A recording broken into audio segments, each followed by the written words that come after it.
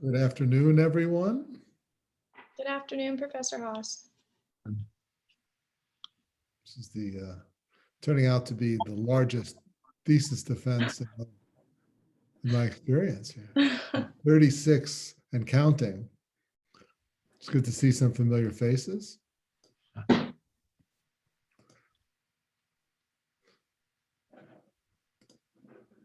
Brett, Michael, nice to see you. Okay.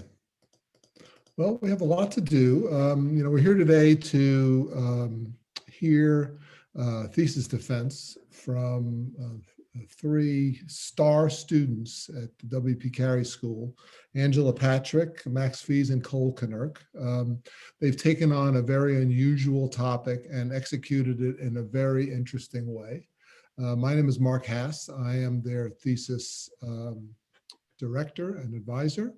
And my role will be to facilitate this conversation, but they are going to be the stars of the show and spend most of the time talking. So the process for those of you who've never taken part in it before is for me to allow Max, Cole, and Angela to present their findings, 20 minutes to a half an hour, depending on the amount of material they would like to talk about. And then I'll open it up for questions. I'll have some questions, as will the second on the thesis committee, Brad Patrick, who is an industry representative and knows quite a lot about the music industry. So hopefully the two of us will have a chance to ask some questions, but then I'm going to open it up to everyone else. And then Brad and I will leave the Zoom for a couple of minutes and go into a breakout room and talk about how Angela, Max, and Cole did, and then come back and pass judgment, if you will. So that's the process, and I'm hoping we can do it in the next hour. So with nothing else for me to do, Angela, Max, Cole, the floor is yours. You have the ability to share your screen with the group. Fantastic, thank you.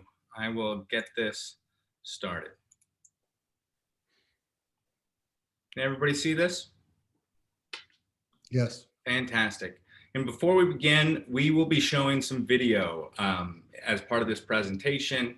We've developed a number of videos for this thesis project. And so in those moments, you'll know when they are. Please turn off your cameras. It'll conserve some bandwidth and it'll provide a better viewing experience for all of you at home.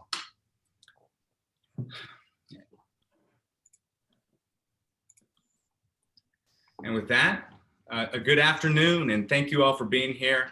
It is with great pleasure that we defend our honors thesis today, discussing the power of targeted advertising and machine learning for music discovery. And with that, I'd like to start with a quote from a great hero of rock and roll, father of the electric guitar, Jimi Hendrix. Music doesn't lie, and this idea is at the very heart of our thesis.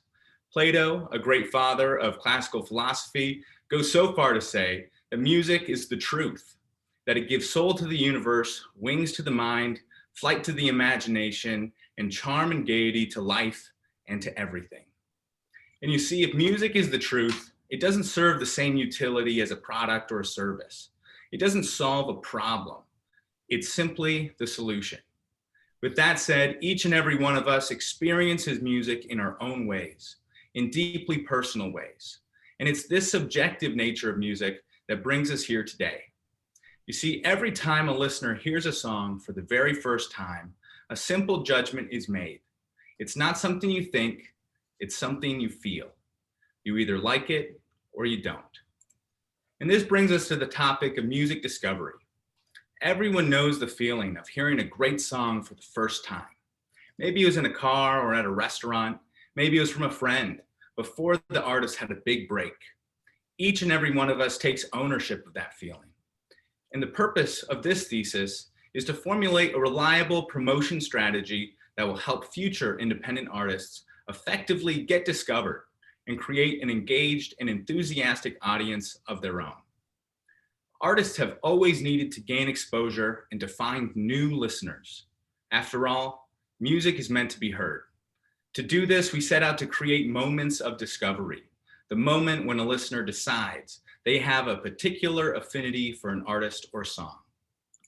My name is Max Fees. My name is Angela Patrick. And I'm Cole Knerk. And this project is the culmination of our 3 combined academic disciplines in the last 3 years of our academic careers.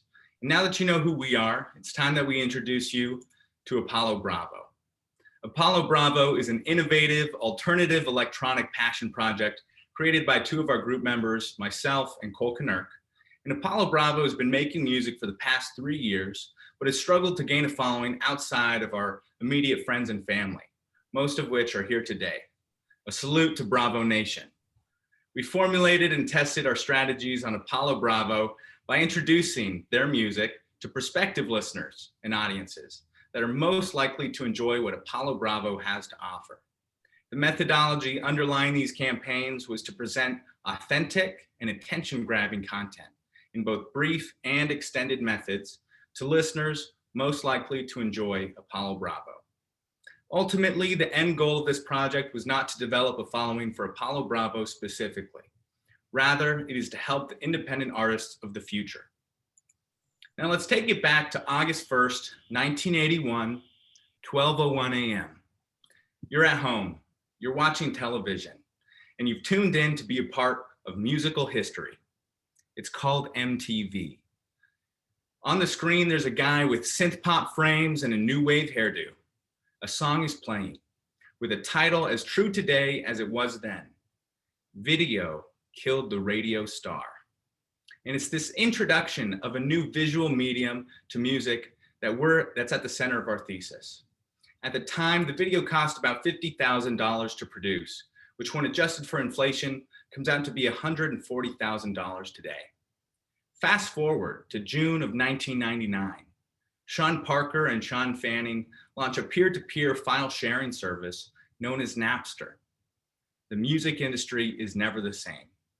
6 months later, Video Killed the Radio Star becomes the 1 millionth video to be aired on MTV. And today, in 2020, on Facebook alone, 4 billion videos are viewed every 24 hours. At the turn of the century, the internet changed everything. Over the last 20 years, internet piracy and streaming royalties have led to the dramatic devaluation of music, forcing artists to practically give away their music for free. However, this disruption was really a siege against the industry gatekeepers. The internet provided tremendous opportunity for independent artists to share their music with the world. In 2004, Facebook launched, quickly overcoming network innovators like MySpace, and provided individuals with a multimedia platform of their own. In 2006, Spotify launched and provided a legal solution to the Napster problem, and offered listeners the opportunity to listen to whatever they want, whenever they want, for free. At the same time, content creation hardware and software is now so accessible through smartphones that someone can shoot a video on their phone, post it on social media, and have it go viral, having millions of people watch it before they wake up. Hit songs and music videos are even being produced on people's cell phones, and this has led to an audience of creators. This brings us back to Jimi Hendrix. With this proliferation of content and the interconnectivity of these streaming and social platforms, people are hungry for the truth. What we've identified in our research was the convergence of these 3 ideas. And what we found is that in 2020, artists like Apollo Bravo are empowered like never before because they have their own MTV. But simply being present on these platforms is not enough. Going viral is like winning the lottery, and the popularity that comes with it is not always equivalent to success. Way back in January, before the pandemic, on a breezy Thursday afternoon, the 3 of us sat down on Dean's patio for a smooth and rich, well-balanced Ristretto Americano and discussed what is more important to an artist today, a stream or a follow. From our research, we concluded that while streams offer an intuitive and direct path toward monetization, what is most desirable for an artist today is a steady following of monthly listeners. To find out how artists can cultivate a fan base in this increasingly competitive attention economy, we set out to find an economic and efficient method for artists to separate themselves from the crowd through the use of targeted advertising and machine learning on Facebook and Instagram. To give you a better landscape of the industry and how we've arrived to where we are today, I will hand it over to Angela. Thank you, Max. So the first big idea that we want to dive into has to do with the digital democratization of the music industry. The formula that independent artists have followed for so long has taken a drastic turn. And this change is mostly due to social media and digital advertising, as well as the ever-changing technological advances that drive this industry. The element of democracy comes from the sense that people have the power to choose. You can choose what artists to follow on social media and which songs you listen to on which streaming platforms. This takes us into talking about streaming services and social media. We have all heard of a lot of these services shown on this graphic right here, and it is clear that the front runners include Apple Music and Spotify on the streaming space, and Facebook and Instagram are dominating the competition on the social networking space. So in the music world, there are many genres that have been classified as subgenres. These can include K-pop, Latin trap, reggae, and they all previously thrived on certain platforms individually, whether it be live concerts, YouTube. Basically, they were only strong on a singular platform. However, these so-called subgenres are now climbing the charts because of the way that these streaming services can find a target audience on a large scale and cater to just them. These streaming services have also caused the music industry to adopt a new calculation of success, which is now used on scales as big as the Billboard charts and Grammy Awards. So what is this calculation? Basically, 1,500 streams equals one album sale. And this statistic can vary with paid and free streams, which means that it could take triple the amount of free streams to equal a pay one. And then on the financial side of this calculation, it can take anywhere from 50 to 1,500 streams to equal $1. And that also depends on what streaming service the artist decides to release their music on. Once the streams of an artist are calculated, chart placement and award nominations will be given to those artists that sold the most streams of a single, as well as the most streams of an album. So our first case study fully embodies an artist that gained fame virally, Justin Bieber. He was one of the first artists to be discovered online after his mother posted YouTube clips of a young Bieber performing popular cover songs. Since this, his first YouTube clip has over 59 million views to date. And when it was posted, it sparked interest of American entrepreneur and talent manager Scooter Braun. Within 2 years, a 15-year-old Justin Bieber was signed to a major record label and touring the globe. Some of this can be credited to the mass amount of people YouTube was able to reach in a short amount of time. And the other half of this can be credited to Bieber's evolution. One of the most important aspects of Bieber's career in regards to independent artists is the fact that as the music industry has evolved, Bieber has evolved with it. This has created longevity built on his social media platform. He has also created a very loyal fan base. Along with his fans promoting his music, he uses self-promotion through his social media platforms in order to earn the #1 spot on the charts. He has done this by dominating the streaming world as well as maintaining the virality that he obtained at that very young age. Take this statistic, for example. His latest single, Yummy, had 29.3 million streams release week. And according to our previous calculation, that is a chart-topping statistic. Our second case study is none other than Billie Eilish. Billie Eilish is similar to Justin Bieber in the sense that they both rose to fame at a very young age, except Billie uses her authenticity to stand out. Billie Eilish is an excellent example of an artist that has developed a union of talent and effective self-promotion. Her authenticity has helped her to create a brand that is able to reach a large audience while defining her very own style of music. So let's look at the importance of authenticity. We ask ourselves, who is Billie Eilish? Billie Eilish is in every way a melodic punk rock superstar. She has this edgy persona and yet sings with a very soft elegance. She can also be categorized as a rule breaker in the sense that she has broken the stereotypical mold of what a pop star is supposed to look like. Her popularity can be credited to the way that she lets everyone know that not everything is perfect through her dark lyrical genius. And also, what makes Billie unique? Billie's social media shows her uniqueness by her posting pictures of herself in oversized designer clothing, neon highlighted hair, as we saw on the last slide, and eye-catching accessories. From this, she has created a very polarized audience of people who love her and people who hate her, but an audience nonetheless. She is getting people to turn their heads, which in the end is the ultimate goal.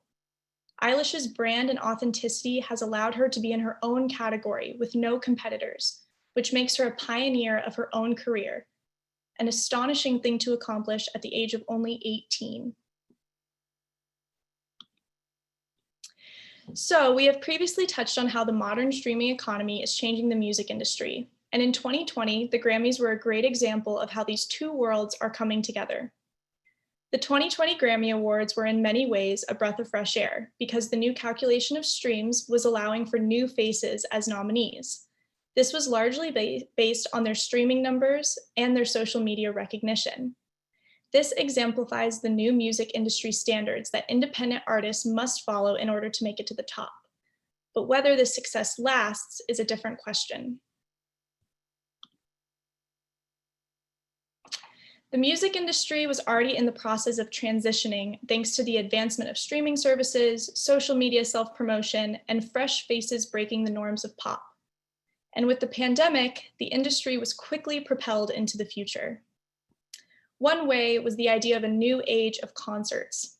Though there was always this possibility for virtual concerts, with the pandemic, this was the only option. So many people in the industry were forced to figure this out very quickly, which gives light to the importance of social media. The music industry is in a very interesting position that it has never been in before, because major label artists and independent artists alike are on the same playing field with the absence of being able to tour. They both have to find ways to make their music heard without physically interacting with anyone. Which brings us to the importance of the rise of machine learning. On this slide, we have two rivals in the AI entertainment space who are also rivals for digital advertising. There are a few key differences between these two networks, one being that Facebook was founded in the US and TikTok was founded in China. 3.14 billion people use one of Facebook's core products, and the average age of these users is 40. Facebook has proven to be an innovative and adaptable platform over the last 15 years, and 13 of those years are dedicated to machine learning development. The platform allows users to share photos and videos as well as advertisements, and most recently has evolved to include stories, which is a feature first available on Snapchat, and this allows users to share photos and short-formed videos for only 24 hours. We also have TikTok, which is a platform that has seen tremendous growth due to the pandemic, and to date there are currently 800 million users. It is a newcomer in the social network space and can be best described as a 60-second version of YouTube. TikTok also gives users incredible content creation tools for video editing that are available to each user. TikTok can be placed at the center of our previous Venn diagram because it presents the emergence of that creator audience. So with that, I'm going to pass it back to Max to talk about the potential for music discovery on Facebook. Thank you, Angela. Well, the emergence of TikTok is exciting, and it plays a vital role in the formation of this creator audience.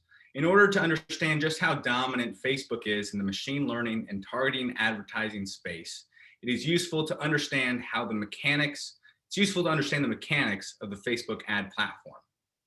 In 2012, Facebook launched its Applied Machine Learning Development Group to improve their ad performance. The Facebook ad platform is set up as an automated auction selling bundles of 1,000 impressions. And an impression is an instance where an ad is loaded on a screen and shown to a user. Advertisers select who they want to show their ad to by selecting target audience. From this point, the machine learning algorithms take over the matchmaking process. And you see, over the last 15 years, Facebook has been storing data on all of its users. Every behavior on their platforms, every like, every comment, every share is stored by Facebook to predict how you will behave in the future. Contrary to popular belief, Facebook is not listening to you. They don't need to listen to you because in many ways, Facebook knows its users better than they know themselves. Today, this matchmaking process, originally for advertisers, now powers the organic traffic on the platform as well. The machine learning algorithms determine who sees what ads based on an ad's total value score. This value is found by combining three factors, the first of which is the advertiser's bid. Ad spend is controlled at the campaign level, meaning that advertisers can show the same ad to several different target audiences. This score is then multiplied by a user's estimated action rate. This is how likely a user is to complete the desired campaign objective. In our trials, we tested the efficacy of video views and Spotify traffic as our two main campaign objectives. Finally, over time, Facebook determines an ad quality score, and it is here we believe that musical artists have a distinct competitive advantage. Entertainment now ranks as the third most important reason for why people use social media. If an advertiser has an entertaining ad, it is likely to positively impact its ad score, thus impacting their total value without spending more money. Good music, when combined with a visual medium like video, in an attention-grabbing and authentic way, is thus extremely competitive against even Facebook's highest bidders. At this point, it's useful to understand some key differences between Facebook's two primary social platforms, Facebook and Instagram. Facebook has over twice as many monthly users as Instagram and is far more popular among users above the age of 50. However, many of these users are not present on Instagram. In contrast, Instagram, like TikTok, is more popular among 18 to 29-year-olds. We ran our ad campaigns on both platforms, and ultimately, they performed very similarly. However, our cost per objective was marginally higher on Instagram. Now that we've laid the groundwork and formed an understanding of how the Facebook ad platform works, how did we apply this understanding to Apollo Bravo? Before we could identify our target audience, we first needed to know who is Apollo Bravo and what are Apollo Bravo's differentiating factors. From there, we formed our targeting strategy and content development strategy. And finally, we developed two methods of discovery, essentially answers to the question, how should we introduce Apollo Bravo to prospective listeners? First impressions are incredibly important, and Facebook gives advertisers a lot of flexibility. We developed two methods of discovery. One is an extended introduction to Apollo Bravo, and the second is a brief introduction. Our methods of discovery can be understood by how we combined ad placement and our campaign objectives. We focused on users' feeds and their Instagram stories as our two ad placement locations, and we were seeking video views and Spotify traffic as our campaign objectives. One key difference between the two that I touched on earlier is that Spotify streams offer a straightforward path to monetization, while Facebook views do not. Our first method of discovery is the free trial method, which can be easily understood as a try before you buy approach. In essence, it's a simple presentation of a complete Apollo Bravo experience. We would simply present our target audience with a video, with the hopes that they would stop their scrolling and see what Apollo Bravo has to offer. For our video view campaigns, Facebook is trying to maximize through plays, or people who watch the first 15 seconds of our video. This is good, but we manually optimized our campaigns in our targeting strategy, which I will touch on later. We conducted 6 free trial campaigns filmed in 2 primary locations: my bedroom, where I'm presenting from today, and neither Cole or my backyard. In addition, we tested 2 audience targeting strategies. Our first phase is our 14 interest-based audiences, and our second phase is the creation of 75% lookalike audiences, and that's something that you can see here. To give you a better understanding of the free trial method, I want to show you an example of one of our best performing campaign videos, Bellwether. You will notice that this is not a conventional performance video, and there are some deliberate creative choices that are being made that Cole will address later. Cry before you wish me goodbye. I wanna feel love. Let me feel your kiss. Hold it in my grip. Cry before you wish me goodbye.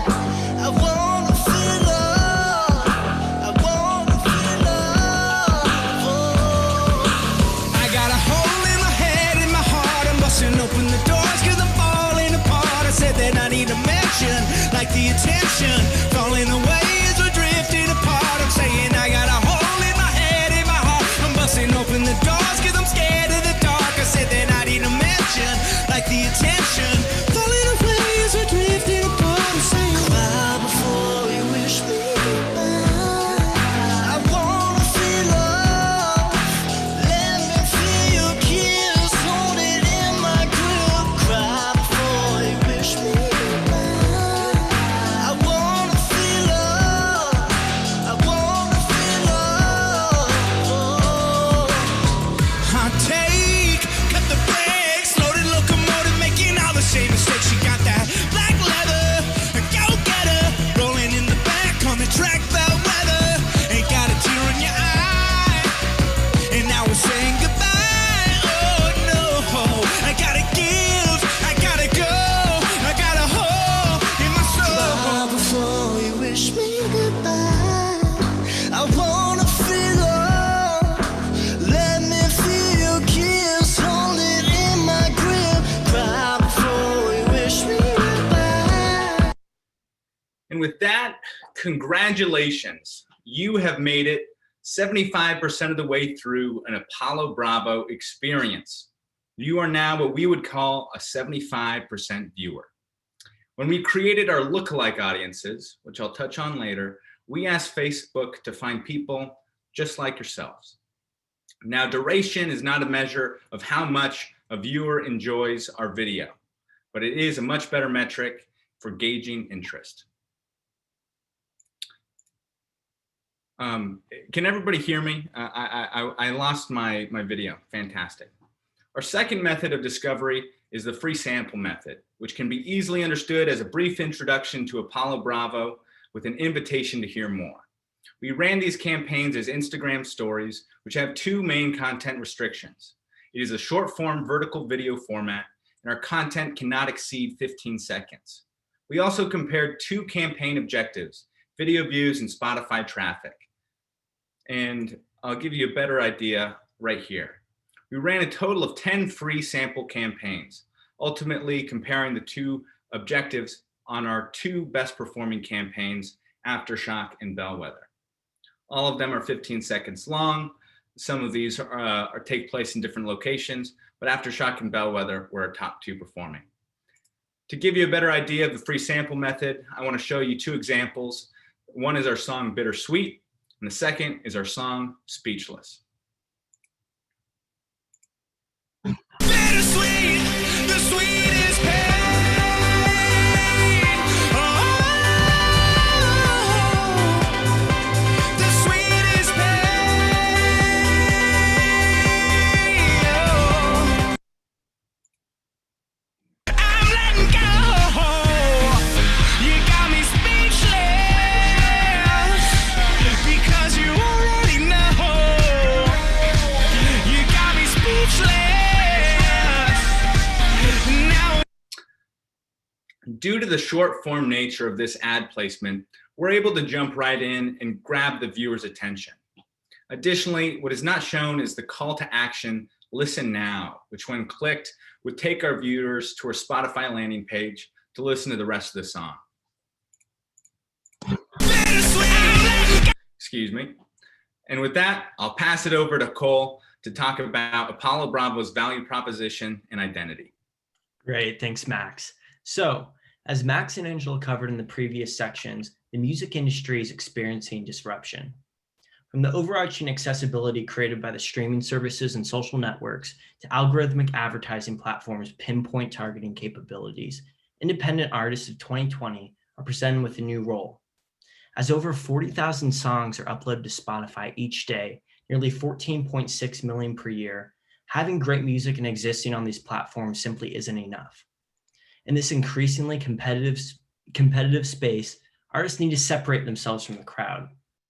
With today's technology, any artist, regardless of genre, can find an audience that will fall in love with their music. Though access to new listeners is at an all-time high, finding this audience requires strategy. In the context of driving results and creating an audience, honing one's skills as a marketer is just as important as it is honing their skills as an artist. The first step in any marketing strategy is introspective.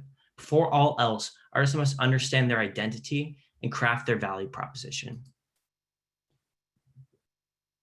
As students, fraternity members, and campus tour guides, Apollo Bravo has always been about the music and having a good time. When we shifted gears into this thesis, we had a lot to uncover, but we started by asking ourselves these two questions.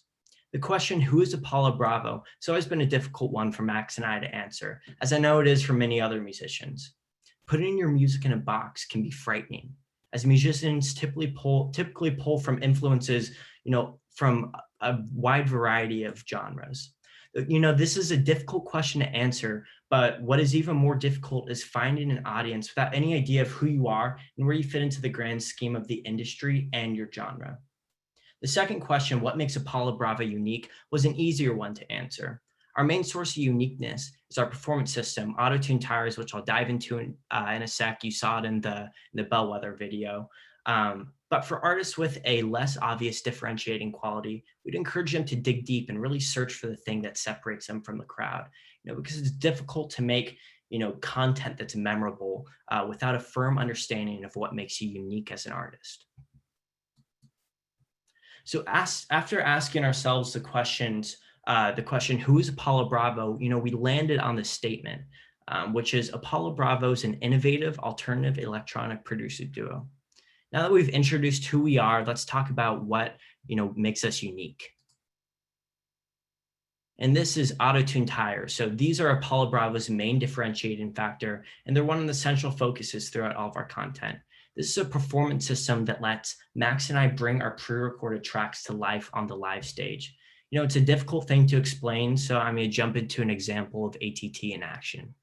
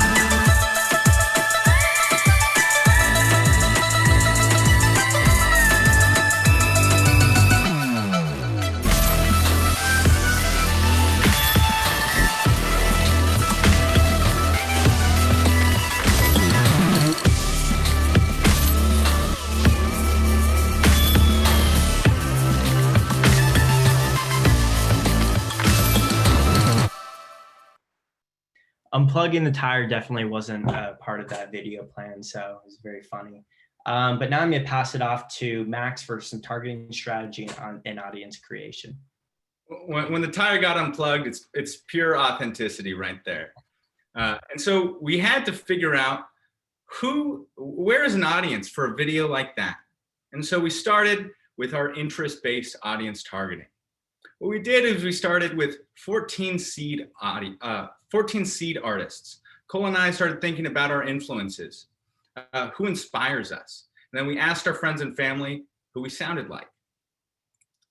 To get a better understanding of how we moved on from there, we started, I'll use one of our seed artists, Kings of Leon, as an example.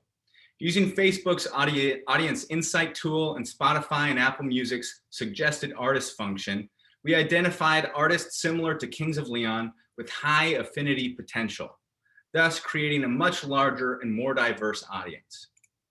We did the same for all 14 of our seed artists and created a total of 14 interest-based audiences, a combined total of audience size of about 35 million potential listeners. After running our campaigns for about a week, we move on to our lookalike audience targeting. And these are audience composed of people who look like people who've watched 75% of our video. The process for creating a lookalike audience can be broken up into 4 stages. We begin by running a campaign for about a week, targeting all 14 of our interest-based audiences. From there, we create what Facebook calls a custom audience of about 1,000 people who've watched our video 75% of the way through, viewers just like you. We use Facebook's machine learning capabilities and select about 2 to 3% similarity, thus creating an audience catered to our specific needs. We then are able to target our new audience using the same ad, thus stacking our social proof, all of our likes, and all of our comments that have accumulated over the last week. And I'll send it back to Cole to talk about our content and our copy methodologies. Great. So the content that artists and businesses make define who they are. So we had 2 overarching goals for our content and copywriting. We wanted to be both authentic and attention grabbing. Let's first touch on the content that we created and authenticity. So authenticity is a genuine expression of oneself. As we've seen with Billie Eilish, people love artists that are genuine and passionate. We wanted to deliver an authentic experience to our viewers, making video content that felt natural in their feed, not out of place. To achieve authenticity, we embrace simplicity, capturing stripped back live performance videos of Apollo Bravo playing their songs like you've seen, with both Bellwether and Aftershock. These performance videos were shot in ordinary locations, whether that was Max's bedroom, like you mentioned, or one of our backyards. These are all very normal places. And another measure that we took to embrace simplicity was our recording technique. We asked our videographer, Rahul Javangula, to capture all of our content in one shot, making the viewer feel like they were in the room with Apollo Bravo as we delivered our performance. Our location and recording style were 2 of the main factors that drove authenticity with our content, giving our viewers an unfiltered glimpse of Apollo Bravo upon first impression. As our content drove authenticity, we needed our headlines to grab attention. So the first objective for our headlines was to stop people in their scroll, enticing them to further investigate the content that we were putting in front of them. Secondly, we wanted our headlines to drive conversation, creating user-generated content and social proof for Apollo Bravo's social media pages. To test our headlines so that we could find our best performer, we kept our video and audiences constant, running 5 different headlines against each other. After 24 to 48 hours of testing, we had enough data to analyze performance and choose a winner. To pick our winning headline, we compared cost per 75% view and engagement across all 5 headlines. And though we were analyzing individual headlines in these tests, in the larger context of our campaign and this thesis, we were testing headline methodologies against each other. And these methodologies served a really important function because they diversified our copywriting, giving each of our headline tests a mix of different attention-grabbing approaches. And this leads us into our first and primary headline methodology, open-ended headlines. Great, give me 1 second. So our open-ended headlines, they were comprised of both questions and teas. So these questions were audacious statements in the form of a question, and these teases were really just open-ended statements that made the viewers want to investigate further. You'll give me 1 second. There we go. Just had a little bit of a bump in my internet connection. get right back on track into our second headline methodology, which is bold first impressions. So these are comprised of two different categories, breaking the pattern and cause-related headlines. So breaking the pattern is a very simple idea, pretty much just acknowledging that what the viewer is seeing is an ad, building the trust right away. Cause-related headlines, we're in a unique spot, being that ATT is a recycled instrument. We wanted to hone in on a sustainability-focused approach. So here are all the headlines that we created for Bellwether and Aftershock. Our winner is highlighted in orange, and throughout all of our other campaigns, the question and tease headline methodologies typically perform better than the breaking pattern and cause-related headlines. So this segues into our campaign performance, and we're going to start by going over some of our macro statistics.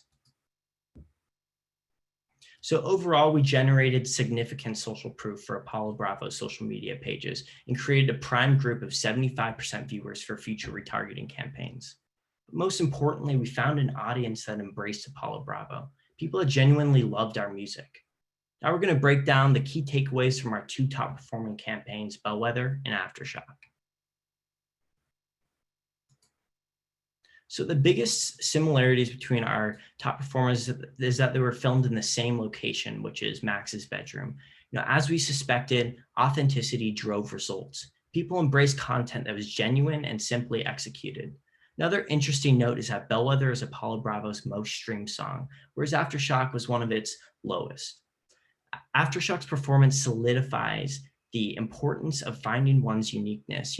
Max and I initially intended for this track to be experimental, not having any idea that it would perform as well as it did.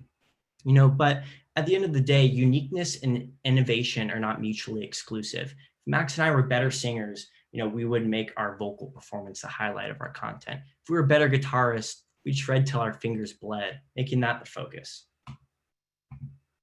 Now let's jump into some important metrics from both Bellwether and Aftershock's performance. So being that Bellwether and Aftershock perform similarly across both Facebook and Instagram, we're just going to look at the Facebook performance. So the first thing to note here is that Aftershock receives significantly less spend than Bellwether, despite performing better in both reach and post engagement. As to why Aftershock outperformed Bellwether, it circles back to uniqueness.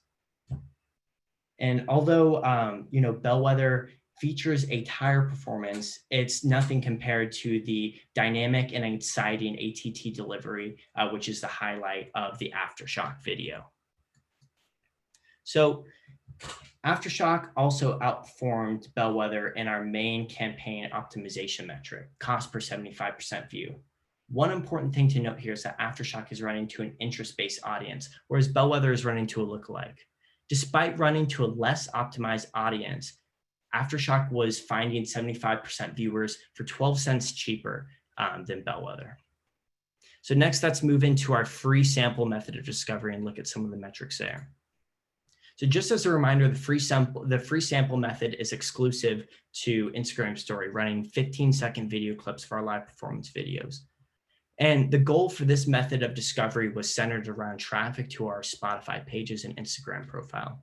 So to analyze performance, we took a look at total unique clicks. This metric breaks down any time that a viewer clicked on one of our two links. To test which campaign objective would drive the most link clicks, we ran two versions of both Bellwether and Aftershock, one optimizing for through plays and the other optimizing for link clicks on our Listen Now call to action. The Spotify traffic campaigns ran on a total of $384.89, generating 720 link clicks. Although our video views campaign ran for a shorter amount of time and on a smaller budget, at the end of the day, it just really didn't stack up to the Spotify traffic, and it generated only 218 link clicks.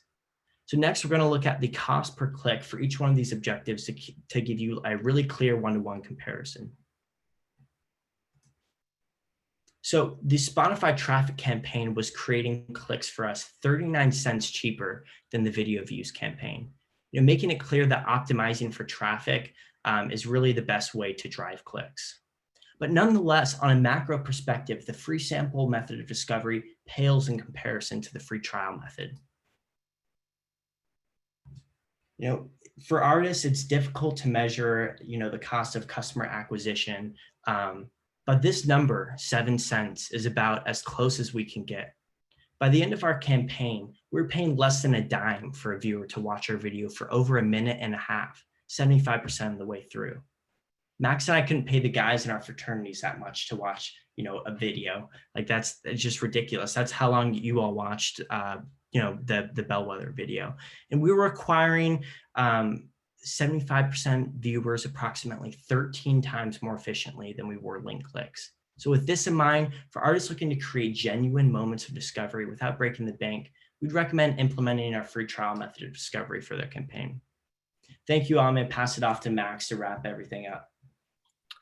Thank you, Cole. Great job. I'd like to begin by presenting some of our key findings and remind you that the purpose of this thesis was to formulate a reliable promotion strategy that will help future independent artists effectively gain exposure and create an engaged and enthusiastic audience of their own. We set out to create moments of discovery, that magic moment when a listener decides they have that particular affinity for an artist or a song. And we did that by introducing Apollo Bravo to audiences most likely to enjoy what we had to offer. The methodology under these campaigns was to present authentic and attention-grabbing content in both brief and extended methods. And from our research, we found that for as little as $5 a day, an independent artist can make effective introductions to audiences most likely to enjoy what they have to offer without compromising artistic expression, while also learning from and engaging with their growing audience.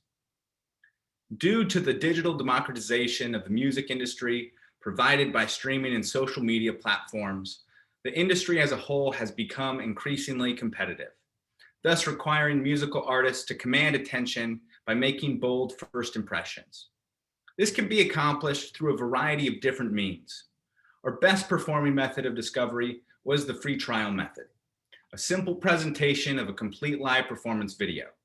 Thus, we found that the combination of video views as a campaign objective and in-feed ad placements is the best way for an artist to introduce themselves to their audience. Before all else, artists must identify their genre and differentiating factors. A firm understanding of positioning and value proposition is essential to inform one's targeting, content, and copy development strategies. In the modern streaming economy, musical artists must not only present and be present on social media, but also develop a social media strategy. We found that Facebook and Instagram are the best and most important social media platforms for musical artists today because they offer artists the largest platform with the most powerful machine learning and audience targeting tools.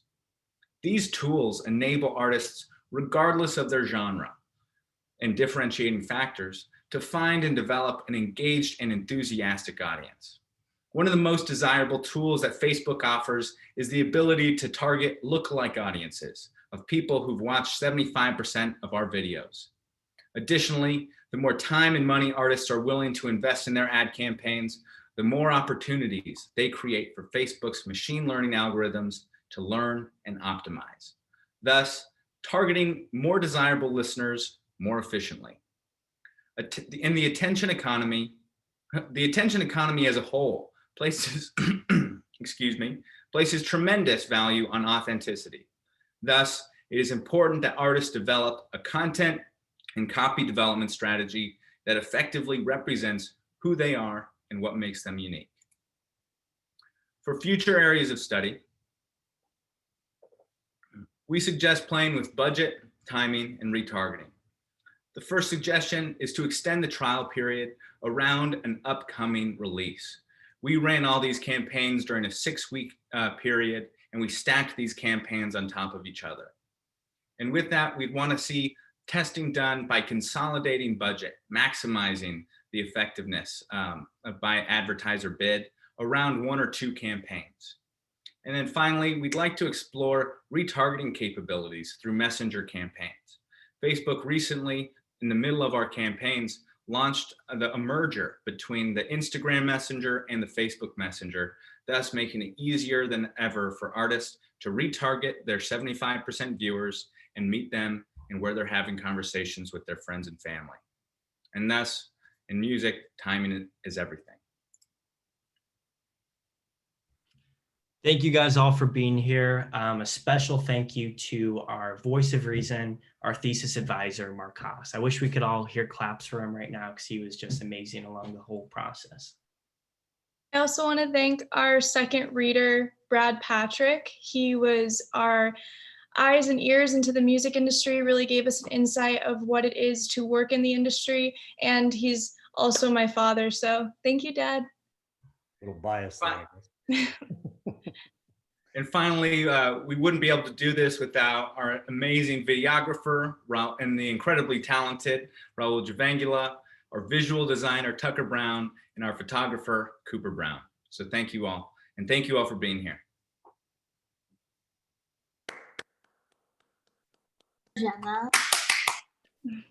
Well done. Well done. Well, thank you for the kind words, Cole. I think that, I'd like to just for the record state that you did the work, and all I basically did was kind of help you go into the right direction. And the results I thought was very interesting and very wonderful. I'd like to move into the Q&A portion of of this defense. And the way this will work is I'm going to ask Brad if he has any questions, and I have a couple of questions I'd like to ask.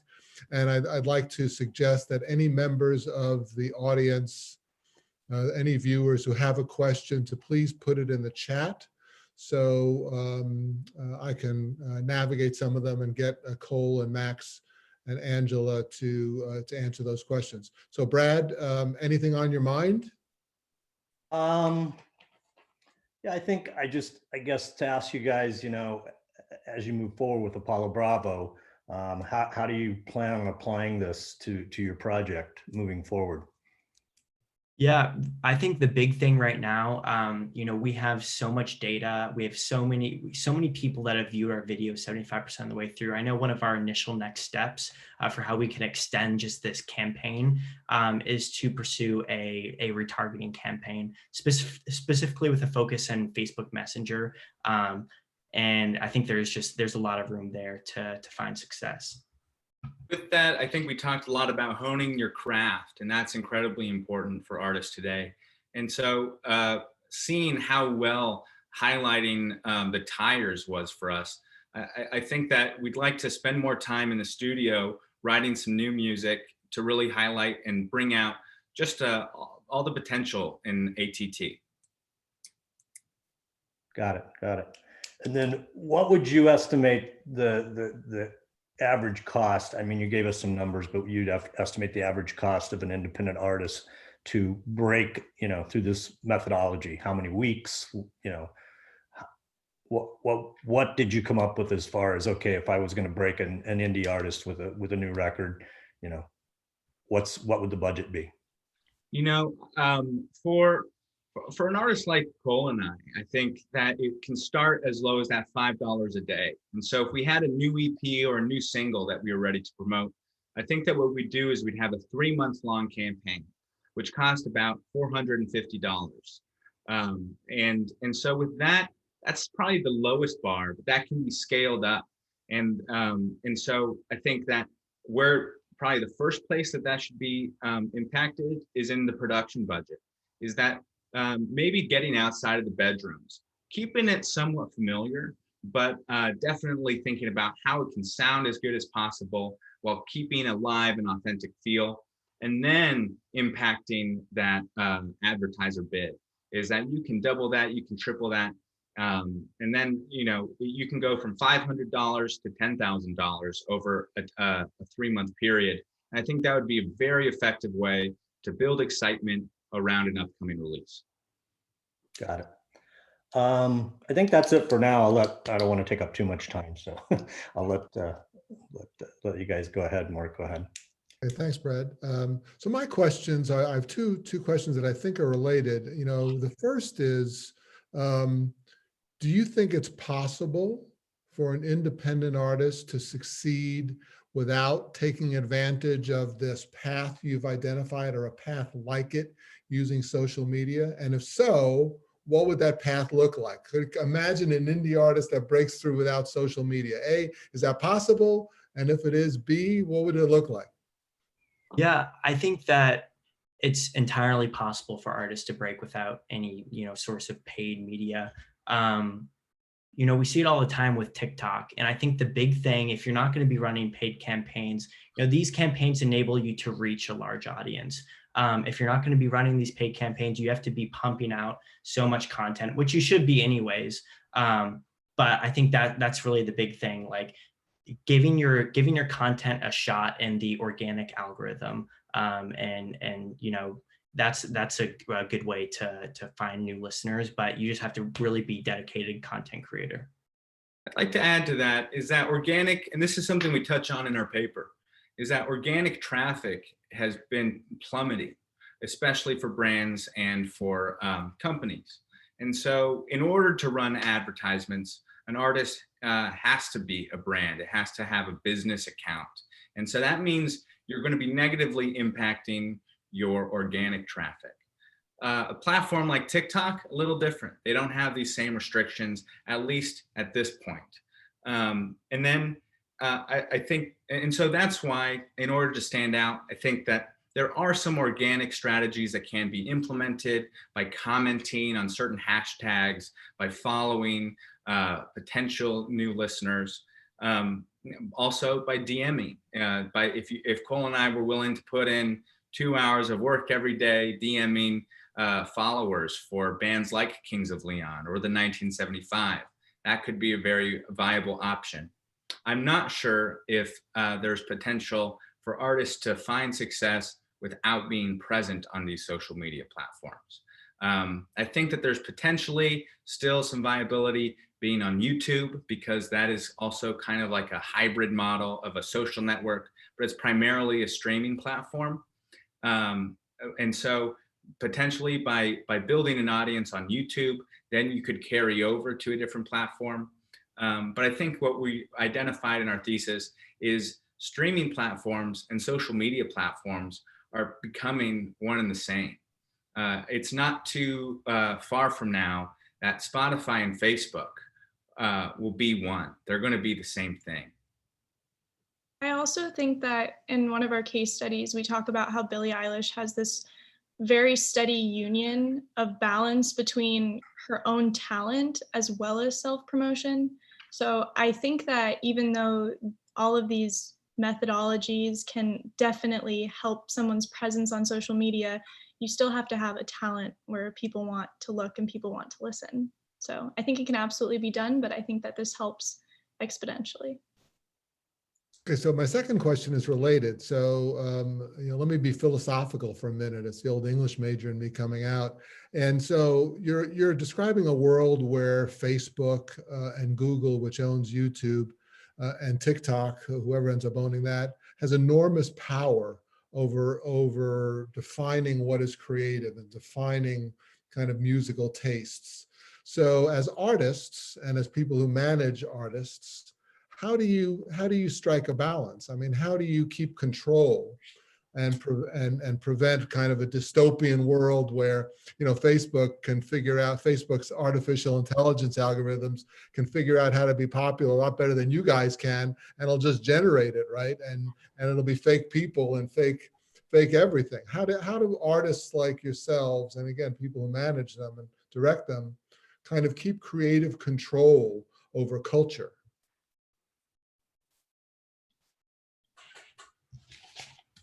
That's a powerful question. Yeah.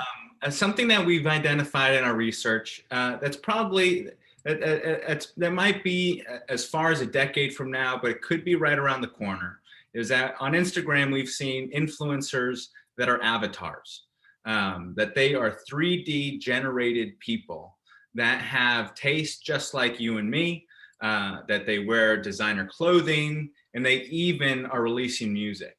Now, and at the same time, what we've seen is artists like Travis Scott, who in 2018 was the industry's most streamed artist, really kind of redefining the music industry and making hip hop at the center of pop music. He actually, we also see a convergence of video game entertainment and live streaming. And that's something that Angela was able to talk to with virtual concerts. But Travis Scott released a new song in a Fortnite kind of battle royale, and then you saw a giant Travis Scott performing on Fortnite. And so in some ways, and at the same time, we're seeing Travis Scott in McDonald's commercials, not as himself, but as an action figure dancing across the screen. And so I'm not sure from a manager perspective, but I do think that there's a lot of potential for musicians to embrace avatars to present their own music. And I think that we've seen that around the same time as the emergence of the internet, or at that turn of the century. There's a band called Gorillaz, and they were kind of titled the first virtual band. It was comprised of 4 avatars. It was a collaborative project from the lead singer of the Britpop group Blur. And now there's actually going to be a Netflix movie all about their main lead vocalist, Murdoch. And so I do think that this is a potential for future, but I do think that in many ways, people are still going to be hungry for something that's real, something that they know, that they trust, and that they're familiar with.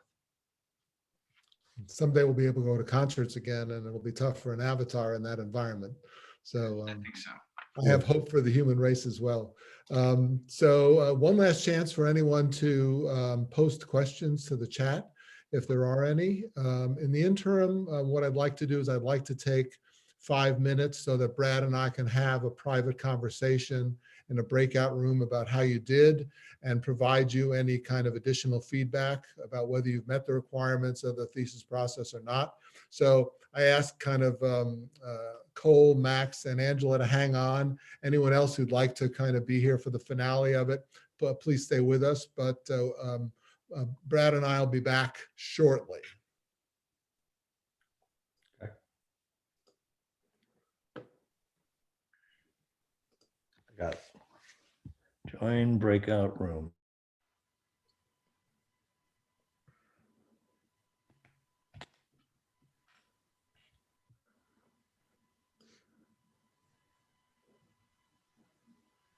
Anyway, while they're figuring that out, I wanted to say congratulations to you all. It looks like you have done an amazing job of not only working with your music, but then thinking about your brand too. And so I'm thinking back to Cole when I had you in the brand identity class, and everybody in the class was just so fascinated with your work and the things that you were showing. And so I hope that they have gone on to become followers of you, because I think it's well deserving. And I hear a lot of the principles that we talked about in class coming through in this idea of who you are, who your brand is, who is Apollo Bravo. So bravo on that. Thank you, Nancy. Yeah, that was one of the biggest revelations, I think, in the thesis. Was just how simple like these questions are. Who is Apollo Bravo? What makes us unique? And how much of that drove everything we did. And a lot of that came from your class. So I'm really appreciative for that. Well, there's nothing simple about that question. It's simply stated. It's really hard to do. And I hope you'll continue to explore that, because it's going to change. It's going to evolve, and I'm sure you have enough of the pulse of your audience. But then once again, it's great to poll the audience and to do all that you're doing with all this measurement. But then, I stay true to yourselves too, because sometimes you may be really convinced that something is working, and the audience, maybe they're not ready for it yet. And so, do be patient sometimes, because things may not poll as well as you like when you do A/B testing. But if you know that this is where you want to go, don't let the numbers dictate, which I know you won't. But of course, thank you so much. I'd like to answer Drew's question about the niches that individual artists can take advantage of. I think that what you're offering is very true. And I think that Angela touched on it when talking about the subgenres of pop that are emerging. And so this celebratory version of pop, maybe that Britney Spears, Justin Timberlake, Madonna, and Michael Jackson, this is being kind of overcome by these smaller niche genres that have incredible crossover potential. And so specifically for Apollo Bravo, I think that what this research project has helped us uncover is what's the crossover potential for an instrument like ATT. Is what type of music is that? It's definitely electronic. It has an electronic component. It seems like that's something that we've been successful with. And so what other subgenres of electronic dance music, of future bass, can we explore? And so I think of house music, we pull from a lot of these different influences in the electronic space. It's definitely led to the emergence of this instrument, but I think that that is something, we've occupied this innovative niche, something, we've been inspired by Imogen Heap, which is an artist that we've encountered in our digital culture classes. We've also developed some gestural gloves inspired by Imogen Heap's gloves. And that was something that was brought to life by our amazing professor, Seth Thorne. And so I think that, Cole and I, we're not incredibly technical, but how can we take these really interesting technologies and embrace them? And maybe I think that's where we could explore some crossover potential. If it's okay, I want to quickly answer my Auntie Deb's question that she put. She said, do you think the biographies of musicians in movies or TV help keep interest in artists? And actually through our process, we made a biography of Apollo Bravo. And it was kind of like what my dad calls in the record label world, a one sheet. So I think that it definitely helps to keep interest. I think in any way you can define yourself, define who you are, it only allows people to relate to you more and see if they want to listen to your music. I also think it's super beneficial to have that one sheet if you're looking to be picked up by a major label too. Thank you, Auntie. And I want to answer my brother Beck's question really quick about if 15 seconds is limiting artists' creativity. 15 seconds definitely is limiting. It's only 15 seconds, but I think it's also an opportunity. Beck, I know you're a big Stones fan. When you think of the Stones and you think of, Can't Get No Satisfaction, that hooks the first thing you think of. And that's where these 15 seconds can be really effective. Is that you pack a punch and you give them the most memorable part of the song. In many ways, a free sample. You're showing them the best or the most attention grabbing part of the song, inviting them to go listen to the full thing.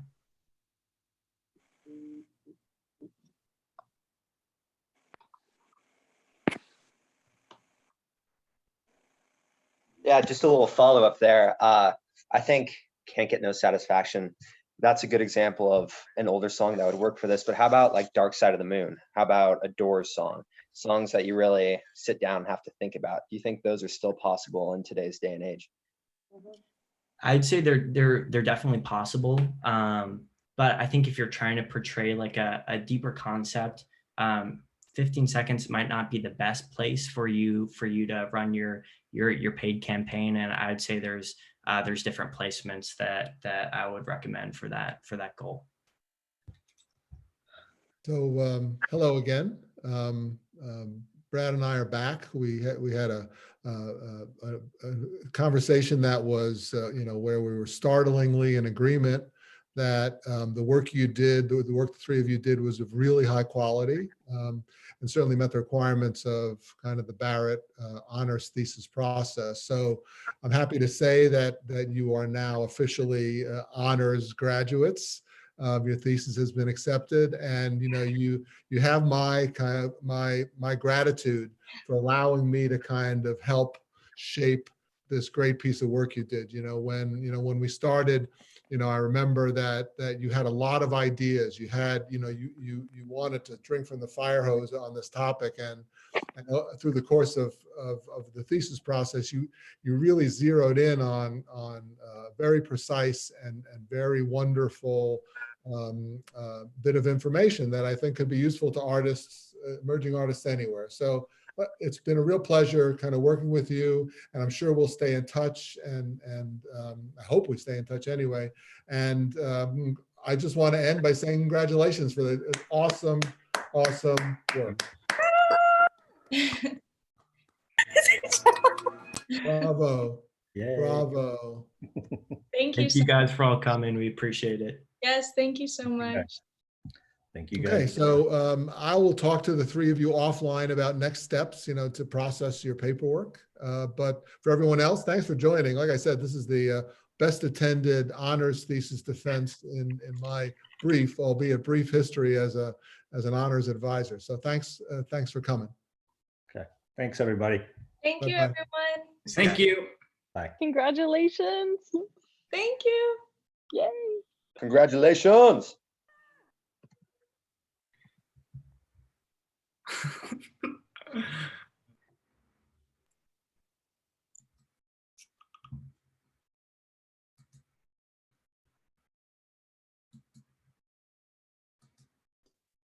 Do you guys want to stay on for another couple of minutes, and we can talk about next steps when everyone else is gone? Sounds good. I'll text my dad and tell him to leave the room. That's all right. It looks like Angela and Max left. So I'll follow up with an email. It's not important that we have a face-to-face conversation, but Okay. you guys blew it out. Thanks very much for it. Of course. And if you want to, I could also set up a Zoom link if you want to hop on a quick call. But if you think we're all right, that's totally all right as well. Yeah, I think we're right. I just want to tell you what the next steps are and make sure you do it so we finish the process. Cool. Awesome. Okay. Thank you so much, Mark. You were amazing along this whole process, and Yeah, we well. really appreciate you.